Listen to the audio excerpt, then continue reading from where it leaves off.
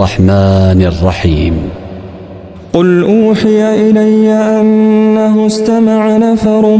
من الجن فقالوا إنا سمعنا قرآنا عجبا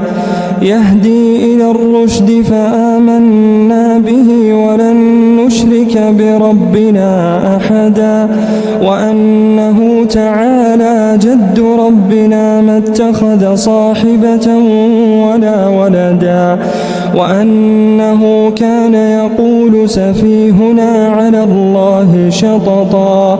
وأنا ظننا أن لن تقول الإنس والجن على الله كذبا وأنه كان رجال من الإنس يعوذون برجال من الجن فزادوهم رهقا وأنهم ظنوا كما ظننتم أن لن يبعث الله أحدا وأنا لمسنا السماء فوجدناها ملئت حرسا شديدا وشهبا وأنا كنا نقعد منها مقاعد للسمع فمن يستمع الآن يجد له شهابا رصدا وأنا لا ندري أشر أريد بمن في الأرض أم أراد بهم ربهم رشدا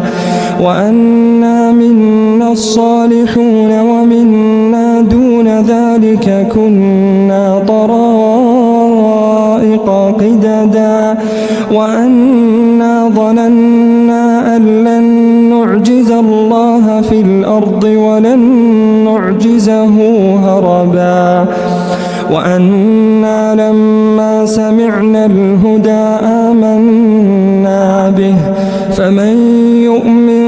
بربه فلا يخاف بخسا ولا رهقا وأنا منا المسلمون ومنا القاسطون فمن أسلم فأولئك